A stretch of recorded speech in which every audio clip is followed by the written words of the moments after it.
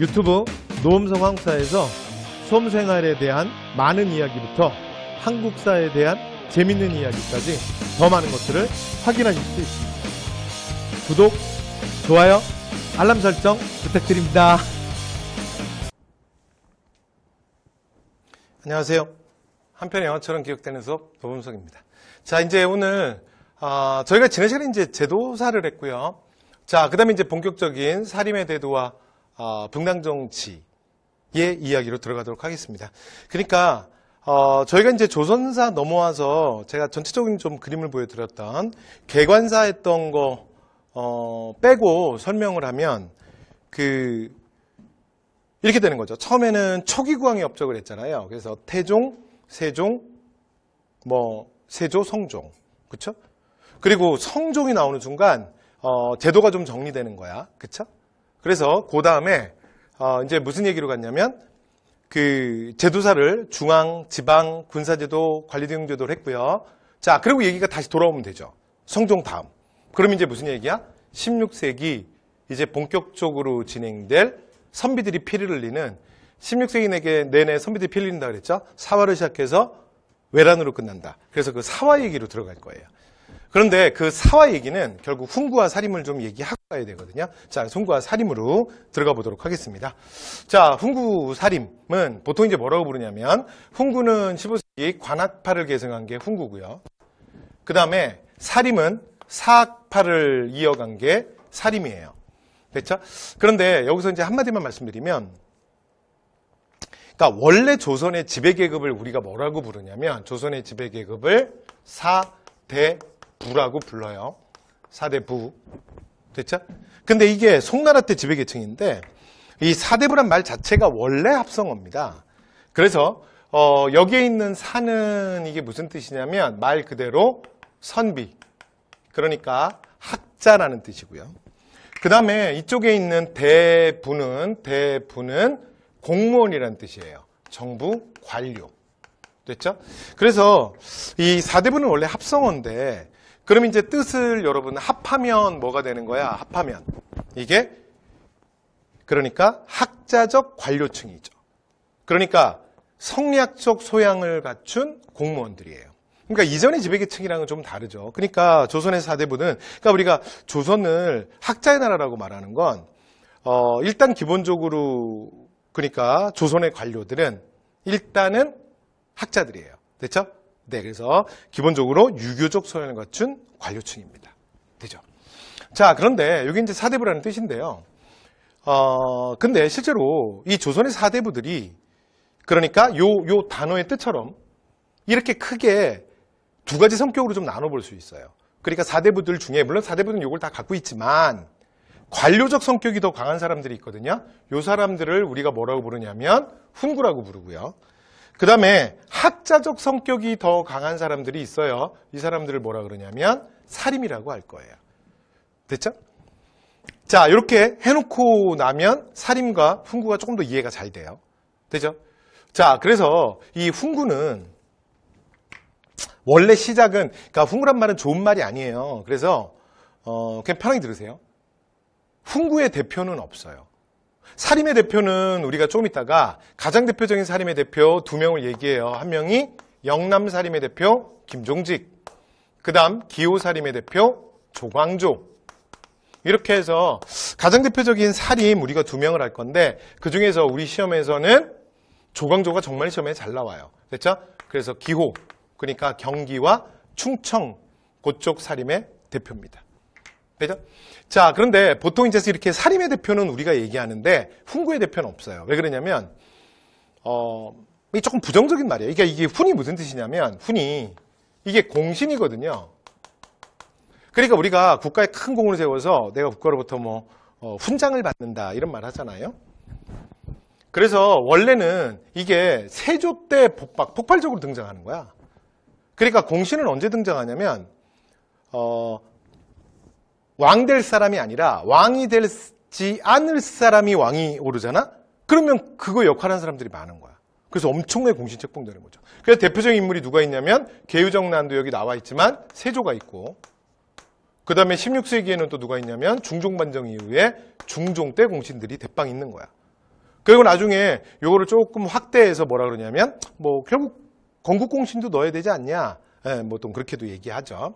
그래서 이게 살짝은 공신으로 책봉되면서 너무 많은 기득권을 가졌던 좀 부정적 의미로 쓰이는 거고, 살임은 그런 의미는 아니에요. 그러니까 여기에 주인공은 훈과 살임이라고 말할 때는 살임이 주인공인 거야. 자, 그런데 이들은 서로 뿌리부터가 좀 달라요.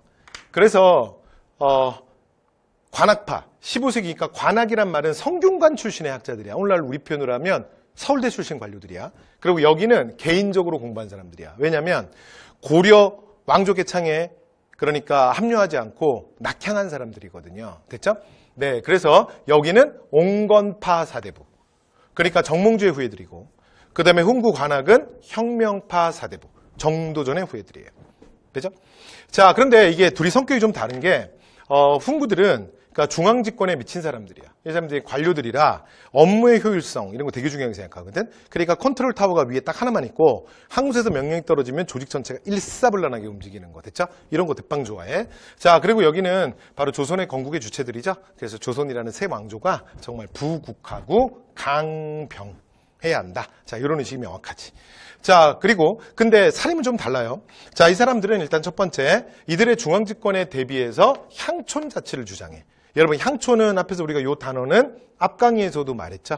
우리가 조선시대부터 향촌이란 말 쓰는데 이 향촌은 뭐라 그랬어요? 오늘날 우리 표현으로 하면 중앙에 대비되는 지방. 됐죠? 그러니까 지방 자치를 얘기하는 사람들이야. 그런데 실제로 여러분 우리가 살림을 얘기할 때 살림은 향촌을 빼고는 말할 수 없어요. 그죠? 그래서 살림의 가장 핵심은 향촌에 있는 거야. 되죠? 그래서 살림은 항상 뭘 바라보고 있어? 향촌. 되죠? 왜 그러냐면 이 사람들이 그러니까 조선 건국에 참여하지 않은 정몽주의 후예들이잖아. 그리고 향촌에 내려갔던 거 아니야? 이 사람들 여기 있잖아요. 여러분, 살림이 왜 살림이냐면 이거 글자 써볼까요? 이 글자 써봐. 봐봐요. 림이잖아. 그지? 한자로 쓰면. 그 봐봐요. 선비들이 어디에 가 있어? 숲속에 들어가 있잖아. 숲속에 왜 가 있어? 왜 가 있긴? 여기에 가서 나는 더럽게 조선 세왕조 개창에 참여하지 않는다. 그리고 이제 그러니까 숲속에 들어가서 학문에 정진하고 후진을 양성한 거예요. 이게 뭐다? 살림이야. 그러니까 살림들은 지금 중앙을 버리고 공직 그러니까 이런 거 다 버리고 자기 동네에 내려왔잖아. 그런데 중앙의 홍부들이 지금 여기까지 통제하겠다는 거잖아. 그러니까 이들은 여기 반발하는 거지. 여기 놔둬라 우리 동네는. 너희들은 중앙은 다 해먹었잖아. 그죠? 여기 반발하는 거예요. 자, 그리고 왕도 정치. 됐죠? 부강병이 아니라 왕도 정치 추구하고 그 다음에 의리, 도덕의 실현 이런 것들을 이제 중시해요. 왜냐하면 여기는 원칙주의자들, 여긴 진짜 학자들이야. 여기는 공무원들. 그래서 이게 사상적 경향도 좀 다른데 여기도 물론 성리학자죠. 그러나 여기는 일을 하는 사람들이잖아. 그러니까 성리학도 중요하지만 성리학이 아니라 그러니까 그게 도교든 불교든 뭐 국가 발전에 좀 도움이 된다. 그러면 조금 탄력적으로 받아들일 수 있다. 됐죠? 네, 그래서 이런 일하는 사람들이고요. 여기는 학자들이야. 그래서 원칙주의자들이야. 그래서 세상의 진리는 온리 성리학밖에 없다. 그래서 나머지 사상들은 다 비천한 거야. 나머지는 다 음사야. 이해됐죠? 네, 그래서 원칙에 철저한 이런 입장이 살림입니다. 여기까지 됐죠? 자, 이렇게. 자, 그래서 일단 시작하면서 이렇게 좀 두 단어들 구분 좀 했고요. 그래서 결론 이거예요. 훈과 살림은 여러분 무조건 살림이 주인공이라 그랬잖아. 그러니까 문제는 이렇게 출제가 돼요. 그러니까 훈과 살림을 기본적으로 대비해서 구별할 수 있냐? 그쵸? 안 어렵죠? 자, 그런데 그거 뭐 시험에 내기가 좀 그러니까 보통은 뭘 많이 내냐면 이 훈구와 살림, 살림이 성종 이후에 그러니까 기득권 세력 훈구를 견제하기 위해서 중앙에 발탁되잖아. 그러니까 기본적으로 살림은 중앙에 올라올 때부터 훈구랑은 사이가 좋을 수가 없는 거야. 근원적으로 그렇잖아. 왜냐하면 이 사람들의 용도가 그거니까 훈구를 견제하는 거니까 그게 사이가 좋겠어요? 자, 그런 과정 속에서 살림이 훈구와의 갈등 속에서 크게 피해를 입어. 이걸 우리가 뭐라 그러냐면 사화라 그래요. 됐죠? 그러니까 사화의 주인공은 결국 죽임을 당한 주로 살림들이 주인공들이겠죠. 그렇죠? 이게 첫 번째고요. 그다음에 두 번째가 뭐냐면 이렇게 사화 때 피해를 봤다. 요걸 하나 물어보는 거고 두 번째는 뭐냐면 그러니까 살림의 성격을 그러니까 살림의 성격을 그냥 이렇게 훈구랑 대비시켜서도 물어보지만 근데 그거를 가장 잘 보여주는 대표적인 인물을 물어봐요. 근데 그중에 영남살림의 대표가 김종직, 기후살림의 대표가 조광조인데 근데 실제로 김종직은 실제로 뭐 성종이 뭐 어떤 많은 뭐 이렇게 높은 관직을 줘가지고 뭔가 어떤 자기가 정책 시행하고 뭐 이런 게 별로 없어. 그러니까 물어볼 게 별로 없죠. 근데 그거에 비해서 자, 중종 때 조광조는 그러니까 중종이 조광조에게 힘을 많이 실어줘요. 그래서 조광조가 여러 가지 뭐 개혁안들도 추진하고 여러 가지 그러니까 개혁안을 제시도 물론 받아들여지지 않더라도 뭐 제시도 되게 많이 하거든요. 그러니까 여기가 낼 게 많아요. 됐죠? 그래서 여기에 주목해서 보시면 될 것 같습니다. 자, 이렇게 해서 기본적인 설명 다 끝났고요. 자, 각각의 사건으로 들어가도록 하겠습니다. 자, 이제 우리는 어디로 갈 거냐면 16세기로 갈 거야. 됐죠? 15세기 끝나고 16세기. 자, 그래서 성종의 큰아들 연산군입니다. 그러니까 연산군은 우리가 이제 성종까지 했잖아요. 16세기 그럼 이제 이게 어떻게 진행될 거냐면 연산군, 중종. 제가 크게 개관사 했던 거 기억나죠? 연산군, 중종, 명종, 그리고 외란, 선조. 되죠? 그래서 이제 요 다음은 대외관계. 요 단원 끝나고 나면 그 다음 단원에서는 대외관계, 외란으로 갈 거예요. 되죠? 이렇게 얘기들이 진행이 될 거야. 자, 그럼 이제 연산군 편입니다. 자, 연산군에서 혼자사화 2번 일어난다 그랬죠? 한 번이 무호사화, 한 번이 갑자사화야. 됐죠? 자, 갑니다. 자, 무호사화는요, 첫 번째. 자, 김종직이 쓴, 조의제문이라는 글이 문제가 돼요. 근데 이 조의제문이라는 글은 그러니까 내용은 이런 거야. 그러니까 김종직이 꿈에 귀신을 본 거예요. 그래서 여러분 꿈에 뭐 귀신 본 적 있죠? 그렇죠?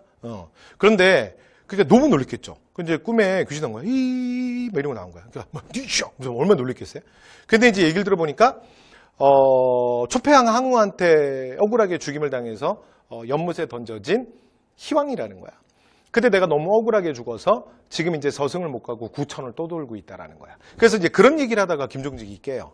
근데 이제 보니까 이 사람 너무 불쌍하잖아. 그러니까 야, 그 얼마나 억울하게 죽임을 당했으면 수천 년. 근데 사실은 좀 말이 안 되는 게 여러분 이게 너무 구천에 오래 있다, 그지? 왜냐면 한나라가 한고조 유방이 그러니까 항우를 무찌르고 한나라를 만든 게 그 BC 200년쯤 되거든요. BC 220년 뭐 한 요쯤 돼요. 그러니까 지금이 이제 16세기니까 그게 BC 3세기잖아. 그러니까 대략 지금 구천을 한 1800년 정도는 떠돌고 있는 거야. 그러면서 멀리 한반도까지 온 거야. 그래서 불쌍하다. 그래서 그 희왕의 영혼을 달래는 제문. 됐죠? 우리 제사 때 쓰는 글 있잖아요. 그래서 그 영혼 부르고 그리고 위로하고 막 그러는 글. 그래서 조의 제문이라는 글을 써요. 됐죠? 그래서 다시 생각해봐. 그럼 누구겠어? 진짜 초나라 희왕이야? 이거 누구 얘기하는 거야? 그렇죠. 단종 얘기하는 거지. 단종. 그래서 자신의 삼촌에게 억울하게 왕위를 빼앗기고 그러니까 강원도 영월에서 비참한 죽음을 맞은 그 단종의 영혼을 달래는 글이에요. 그렇죠? 그러니까 이 글은 사실은 단종을 왕으로 인정하니까 누구에 대한 부정이 돼요? 세조에 대한 부정이 되지. 그러니까 이거는 현 국왕이 사실은 세조의 증손자 아니야, 연산군이. 성종이 손자고. 그러니까 이거는 왕권에서는 굉장히 위협적인 얘기죠. 자, 어쨌든 간에 그래서 이 조의 제문에서 소위 말해서 이걸 누굴 비판하는 거야? 세조를 비판하는 글이죠. 그런데 김종직의 수제자 중에 한 명의 김일손이라는 사람이 있어요. 근데 이 사람은 손이 문제야, 손이. 그래서 자신의 스승이었던 김종직의 조의제문이라는 글을 이 사람이 사관 중에 하나거든요. 이 조의제문이라는 글을 실록에 넣었던 거야. 근데 당시에 사림과 갈등하던 훈구가 그 조선왕 저희가 이제 문화파트에 가서 왕조실록 편에서 제가 좀 말씀드리겠지만 여러분 조선왕조실록은 그러니까 왕이 죽고 나면 여러 가지 자료들 다 모아서 쓰기 시작해요. 왜냐면 왕이 있을 때 쓰면 웃기잖아. 야, 왕 눈치 본다고 누가 그 역사를 제대로 쓰겠니? 그죠? 근데 문제는 그 다음도 마찬가지야. 여러분 생각을 해보시면 그러니까 아주 특별한 일이 없었다면 현 왕은 그러니까 얼마 전에 죽은 선 왕의 아들이겠죠. 그렇죠? 그러면 내가 지금 그 아버지의 얘기를 쓰고 있는 거잖아. 근데 만약에 현재 왕이 볼 수 있다고 생각해봐. 그럼 여러분 사관들이 그 눈치 보느라고 만약에 다행히 그러니까 아버지랑 아들이랑 사이가 대빵 안 좋아가지고 아버지에 대해서 오히려 뭐 나쁘게 써도 괜찮단 말을 하고 한다면 모를까 눈치를 볼 수밖에 없잖아요. 그래서 조선의 시스템이 뭐냐면 아무리 국왕이라 할지라도 실록의 기록은 절대 볼 수 없습니다. 됐죠? 그래야 사관들이 객관적으로 글을 쓸 수 있겠죠. 역사를 편찬할 수 있겠죠. 자, 그러니까 이게 왕은 못 보는 거예요. 그런데 당시에 이제 훈구가, 그러니까 이제 결국은 이게 유자강이 터뜨리는데 훈구가 그러니까 세조를 비판하는 글을 실록에 실으려고 했다라는 걸 사림을 공격하기 위해서 연산군한테 잃는 거야. 됐죠? 근데 연산군이 보니까 아니 이런 우리의 그러니까 선조를 모독한 거잖아. 그럼 우리의 왕계성을 다 부정하는 거 아니야? 됐죠? 그래서 이런 괘씸한 자 이게 뭐예요? 무오사화예요. 그래서 자 김일손과 그 제자들은 다 사실은 능지처참당해. 특히 이제 김일손은 능지처참당해요. 그래서 살인들이 대거 죽임을 당하고 그 다음에 근데 글을 쓴 사람이 중요하잖아. 그래서 연산군이 야 김유직 오라 그래. 그때 뭐라 그러겠어요? 김유직은 이미 죽었거든요. 그러니까 이 조이잼이라는 글은 옛날에 쓴 글이야. 세조 시기에 세조를 비판하고 쓴 글이에요. 됐죠? 옛날에 쓴 거지. 자, 근데 그거를 그러니까 실으려고 했던 게 지금이었던 거지. 김유직 이미 죽었어. 없어. 자, 그러니까 이게 연산군이 근데 좀 똘끼가 있잖아요. 근데 죽었다니까 뭐야? 끝이야? 그렇게 이제 분이 안 풀리니까 어떻게 하냐면 부관참시를 합니다. 부관참시는 뭐냐면 이게 이미 죽었지만 굉장히 불명예스러운 일이죠. 그러니까 그 사람을 묻은 무덤을 파헤쳐서 관을 꺼내요. 그 다음에 관뚜껑을 열어서 사실 그러니까 이미 거기 유골만 있을 거 아니에요? 그래서 유골을 다시 목을 베는 거야. 됐죠? 그러니까 죽었지만 굉장히 치욕적이고 그 다음에 그들의 자손이나 자식 입장에서는 정말 쓰러질 일이지. 우리 부모가 지금 우리의 부모의 시신이 그렇게 훼손되고 있는 거잖아. 그죠? 자, 이걸 부관참시라 그래요. 부관참시 당합니다. 자, 그 다음 이제 갑자사화예요. 갑자사화는 뭐냐면 연산군의 엄마였던 패비윤 씨.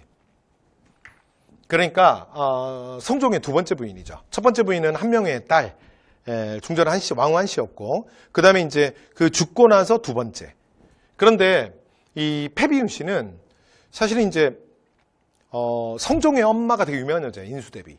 그래서 그 가장 대표적인 그러니까 뭐라 그래요? 우리 고부 갈등의 대표이기도 한데 하여튼 처음부터 이제 말렸는데도 성종이 고집을 부려가지고 이제 결국은 중전으로 맞이하게 되는데 원래는 후궁 출신이에요.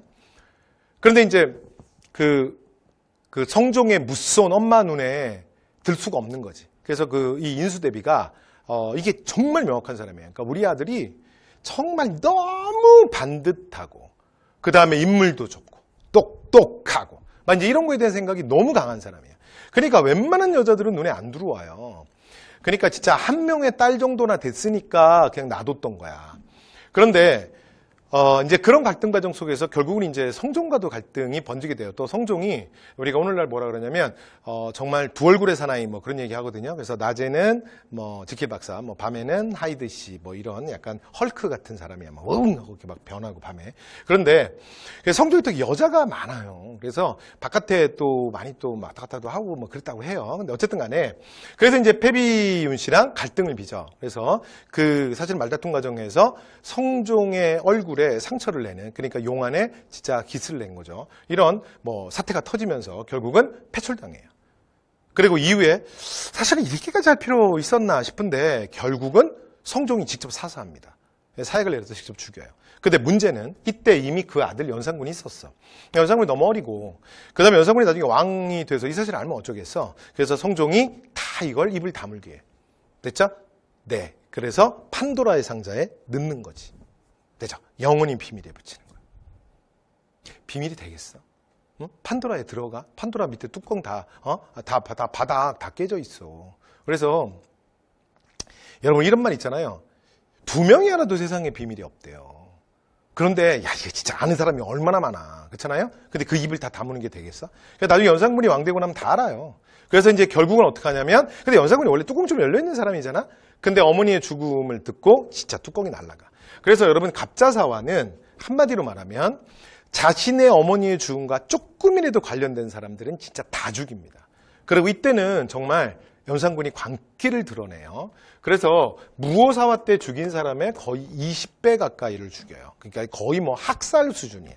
여기까지 됐죠? 그리고 실제로 오늘날 영화나 드라마 같은 데서 연산군의 개인적 측면, 그래서 이제 그가 되게 딱하다 이렇게 해서 그렇게 보여주는 영화나 드라마 같은 것도 이렇게 제가 가끔 봤는데, 근데 그런 것들도 봤는데, 실제로 그거는 정말 말 그대로 영화고요. 정말 말 그대로 소설이고, 그 다음에 정사에서는, 그렇게 보진 않아요. 그리고 실제로 연산군은 이미 어머니 죽음 알고 있었어. 그리고 어머니는 사실 하나의 명분이었고, 이 마지막 연산군은 진짜 통제되지 않는 권력이 얼마나 무서운지, 그리고 조선국왕에게 너무 많은 권한을 줬을 때 그 이후의 상황이 어떻게 벌어질 수 있는지를 이후의 사람들에게도 큰 충격과 교훈을 남기게 되는 사건이에요. 자, 그래서 어쨌건 이렇게 정말 연산군이 미쳐 날뛰고, 자, 그러다가 그러니까 이때는 뭐 살인만 죽은 게 아니라 그 자신의 어머니와 조금이라도 관련했던 훈구까지 다 죽어요. 그러니까 소위 말하는 이 연산군의 친위 세력들, 그러니까 연산군의 완전히 측근 세력들을 빼고는, 그러니까 정말 그러니까 임사홍을 비롯한 몇몇 사람들을 빼고는 진짜 피해 숙청이 이루어지게 됩니다. 자, 그러다가 못 살겠다 그러고서는 들고 일어나는 게 중종반정이에요. 그래서 연산군은 이 중종반정으로 폐위당하게 됩니다. 됐죠? 자, 마지막 암기 한 번만 할게요. 자, 무오사환 이렇게 되는 거야. 자, 누구를? 우리의 선조인 세조를 감히 비판하고 부정해. 그래서 이런 괘씸한 무오라. 그래서 무오사화예요. 됐죠? 자, 그 다음에 두 번째 갑자사화는, 자, 우리 엄마의 원수를 갚자. 원수를 갚자. 그래서 갑자사화예요. 네. 재미없네요. 자, 그 다음 갑니다. 자, 그 다음에 이제 중종반정 말씀드렸죠? 자, 그리고 이제 기묘사화인데, 중종반정으로 왕위에 오른 사람이 중종이잖아요. 그런데 이걸 이제 뭐 중종반정의 3대장이라고 불러요. 모르셔도 돼요. 박원정, 성희안, 유순정, 이렇게 세 할아버지들. 되죠? 그래서 이제 사실은 중종을, 연산군을 몰아내고 중종을 왕위에 올리죠. 그래서 중종은 초기에 여러분이 중종이라고 생각해봐요. 어차피 저 할아버지 고관들에 의해서 나는 세워진 왕이잖아. 그러니까 내가 뭐 할 수 있는 게 뭐가 있어요? 그래서 이들의 전횡이 굉장히 심했어요. 그래서 중종, 그러니까 왕되지 않은 사람이 왕이 되면서 또 한 번의 뭐가 엄청나게 탄생하는 거야. 훈구. 그죠?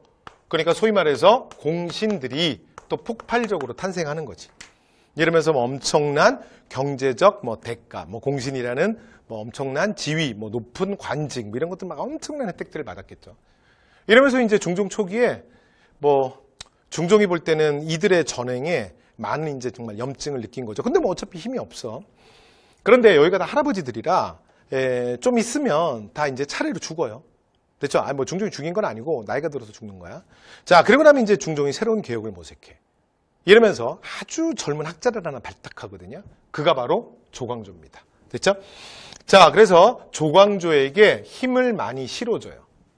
그러면서 이제 조광조가 실제로 자신의 어떤 이상을 펼치기 위해서 여러 가지 정책들을 추진합니다. 이제 그러다가 화를 당하는 사건이 기묘사인데, 기묘사 전에 여러분 그 밑으로 한번 내려와 보시면, 자, 조광조의 정책이 있거든요. 그거부터 먼저 좀 정리를 할게요. 자, 조광조 갑니다.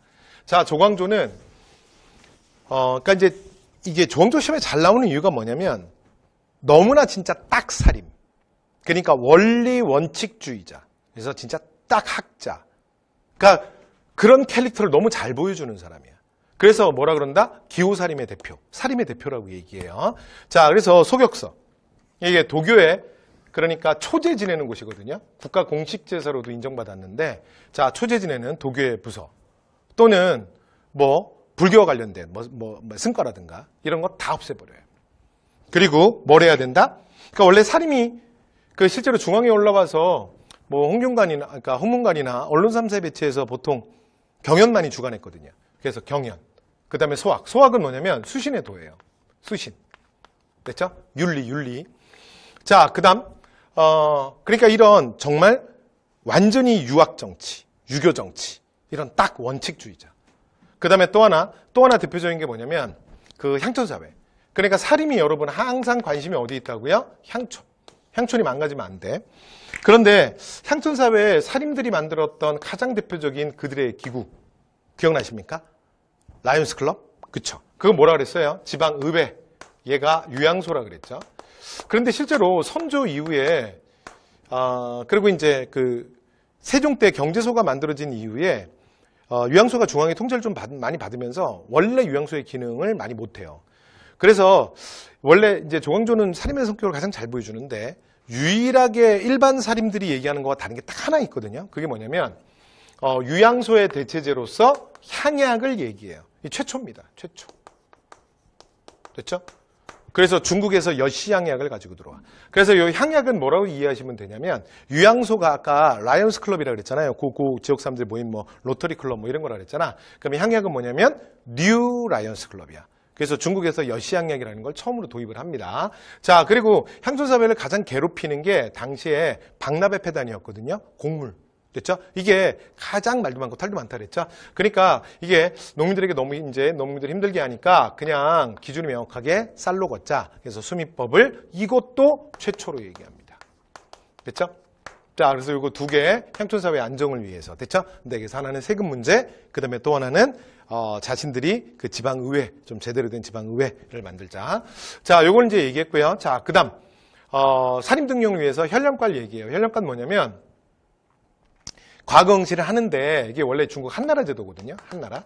이 중국 한나라 제도인데, 과거를 하되, 과거만으로, 그러니까, 여러분, 오늘날 우리가 이런 걸 보잖아요. 여러분, 수능 점수 좋은 친구들이, 그래서 제 말 오해하지 마시고, 그래서 뭐 의대를 가거나 서울대를 가거나 뭐 이런 친구들이, 소위 말하는 스카이를 가는 친구들이, 꼭 이 나라의 좋은 뭐 과학자, 그 다음에 뭐 기업인, 정치인이 되는 건 아니잖아요. 그쵸? 네.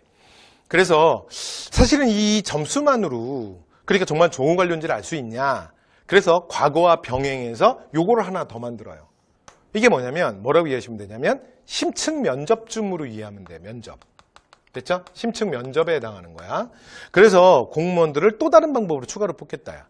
그러면 이제 반대파에서는, 그럼 야, 시험 안 보고 그럼 실력으로 뽑아야지. 그럼 뭘로 뽑냐? 그러면 아니 뭐 면접? 심층 면접? 야, 그럼 이거 누가 볼 건데? 후보들이 그럴 거 아니야. 그죠? 그 다음에 그럼 기준은 뭔데? 근데 거기에 대한 조광조의 답이 뭐였냐면, 이게 답이었어요. 내가 하겠다고.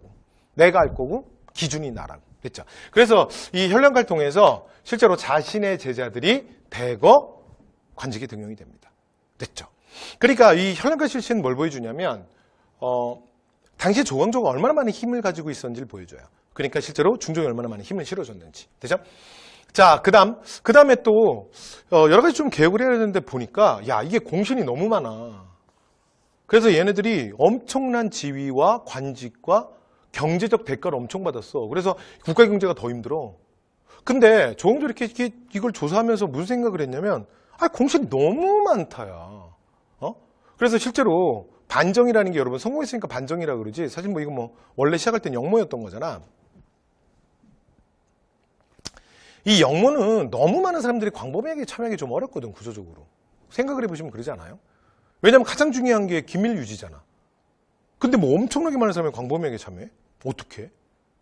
그러니까 이상한 거야, 조광조가 보니까. 봤더니 중종 반정에 공신을 책봉할 때 어떻게 한 거야?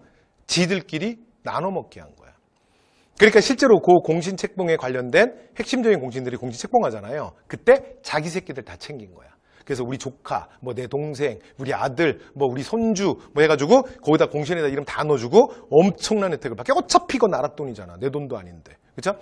자, 그래서 보니까 이 공이 가짜로 만들어진 것들이 엄청 많아. 그리고 조광조가 이제 전수조사를 해보니까 실제로 한 4분의 3이 가짜인 것 같아.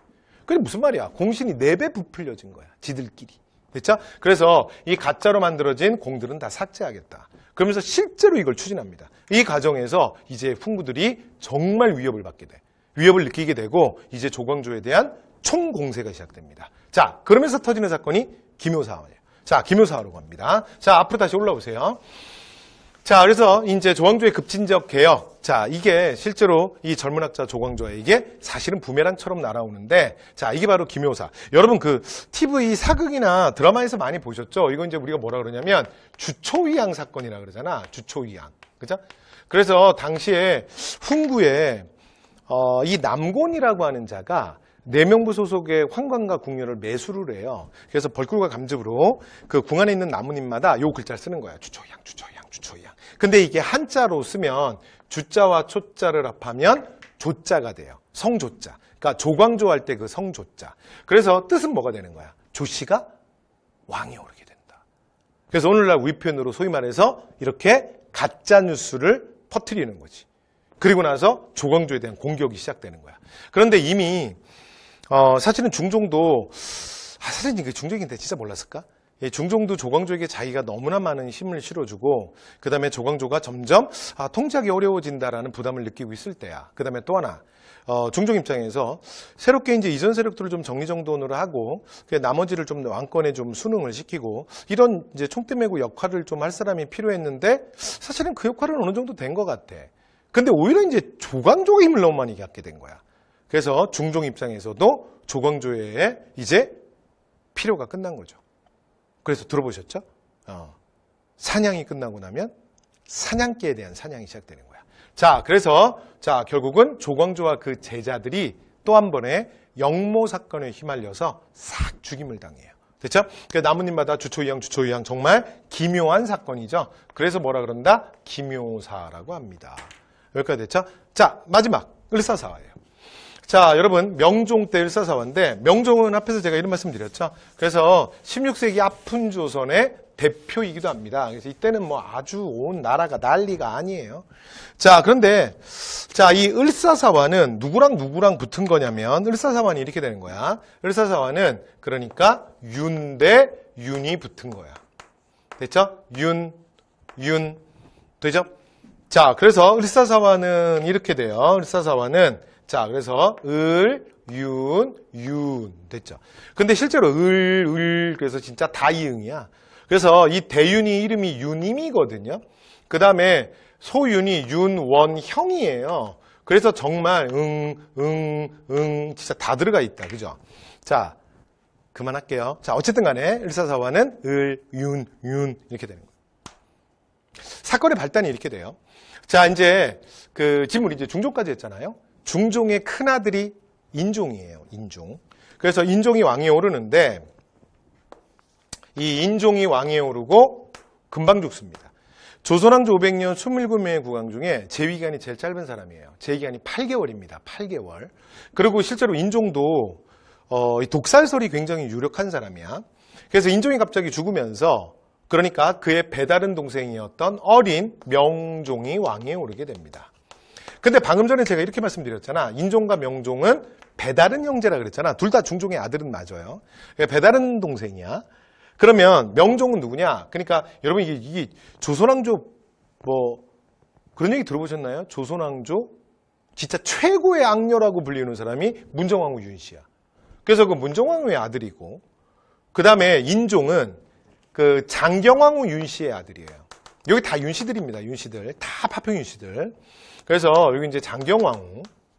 그런데 장경왕후는 인종을 낳으면서 죽어요. 그러니까 인종에게는 그러니까 어릴 때부터 문정왕후가 엄마였어. 그러니까 계모지 계모. 근데 나중에 문정왕후가 자기 아들을 낳아. 그게 명종이야. 되죠? 그래서 인종은 좀 이따가 제가 선조할 때 잠깐 얘기하겠지만 인종은 평생 아이를 갖지 않아. 근데 인종이 굉장히 효성이 지극한 사람이었대요. 근데 인종은 자기 어머니에게, 물론 친엄마는 아니죠. 계모죠, 계모. 그러니까 엄마에게 할 수 있는 게 자기 엄마가 뭘 원하는지를 아는 거야. 자기 엄마는 정말 자기 아들이 왕이 되길 원하는 거야. 그러니까 나보다 많이 어린 배다른 동생, 그러니까 명종이 왕이 되길 원하는 거지. 그래서 내가 아이를 안 갖는 것이 효도가 아니겠느냐. 그래서 실제로 아이도 갖지 않았다 그래요. 자, 그런데 왕이 오르고 나서 얼마 있다가 인종은 죽어요. 됐죠? 자, 그리고 나서 그러니까 정말 문정왕후는 자기의 뜻을 이룬 거죠. 그래서 그 야사에 의하면 문정왕후가 주는 떡을 먹고 죽었다고도 하는데 모르겠어요. 어쨌든 간에. 그래서 문정왕후의 어린 아들이 명종이에요. 그 명종이 왕이 올라. 근데 문제는 명종이 어려. 당시에 이제 막 10살인가 그래요. 자, 그러니까 이제 엄마가 대왕 대비가 수렴청정을 하는 거죠. 대비가. 됐죠? 네. 뭔지 알죠? 왕이 어리면 그러니까 왕가의 어른들이 대신 정치하잖아. 대리청정. 그렇죠? 자, 수렴청정을 하는데 근데 이 과정에서 이렇게 문정왕후가 보통 여자 아니거든. 그러니까 이 장경왕후와 인종의 그러니까 꼬라지를 못 보는 거야. 장경왕후는 이미 진작에 죽었고 인종도 바로 얼마 전에 죽었잖아. 근데 누가 남았냐면 그러니까 아까 말씀드린 윤임이 남은 거야. 윤임이 누구냐면 장경왕후의 오빠예요. 그리고 인종의 그러니까 외삼촌이죠. 그런데 인종이 왕이 하는 기간은 짧았지만 중종이 병석에 누워 있고 그 기간에 약간 대리청정하고 그 기간까지 해서 외삼촌인 유님을 많이 신임을 해요. 많이 의지를 하고. 그러면서 유님이 당시에 많은, 그러니까 고위관료였고 정계에 많은 또 인맥도 있고 영향력을 행사하고 있었거든. 그 마지막 그림자를 다 지워버리겠다는 거야. 그래서 누구를 이제 앞장세우냐면 자신의 남동생입니다. 자, 윤원영을 앞장세워서 유님의 무리를 영모로 몰아서 싹 죽이는 사건이야. 이걸 뭐라 그런다? 을사사화라고 합니다. 여기까지 됐죠? 그래서 우리가 대윤 대 소윤의 싸움. 근데 왜 대윤, 소윤하냐면 당시에 유님이 나이가 많아요. 그러니까 이게 크다는 얘기가 아니라 나이가 많다는 얘기야. 여기 윤원영이 젊어요. 그래서 대윤, 소윤이라고 했어요.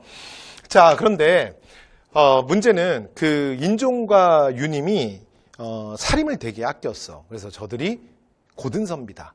그래서 이렇게 좀 중용도 하고 또 이제 주요 관직에도 좀 배치하고 그랬거든. 그런데 윤원영이 어떤 캐릭터냐면 살림을 완전히 싫어해. 그래서 저것들이 근본도 없는 것들이 저것들이 진짜 뻣뻣하다야. 그래서 나중에 니들은 나한테 걸리기만 걸려라. 이런 캐릭터가 윤원영이야. 그래서 유님을 나중에 영모로 모는데 그 실제로 이제 그 유님이 살림을 좋아하다 보니까 살림들이 유님이랑 좀 들락거리고 왕래가 있었을 거 아니야. 그쵸? 그래서 영모로 엮을 때 거기까지 다 엮어버리는 거야. 자, 그래서 요 과정에서 살림들도 대거 죽임을 당하게 됩니다. 자, 요게 마지막 사화, 을사사화예요. 되셨죠? 자, 그리고 나서 이제 중종 시기에는 이 외척들의 횡포, 이런 과정 속에서 조선의 모순이 계속 커져요. 그래서 이때 토지견병도 되게 심해지고요. 이런 외척 정치로 인해서.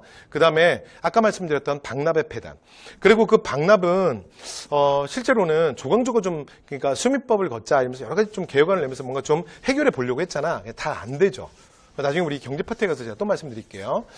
그래서 이제 이런 과정 속에서 명종 시기에 여러 가지 사회적 모순이 깊어져. 이러면서 못 살겠다. 그리고 자, 대규모 농민 반란이 일어나거든요. 그래서 이 농민 반란이 뭐냐면 임꺽정의 난입니다. 됐죠?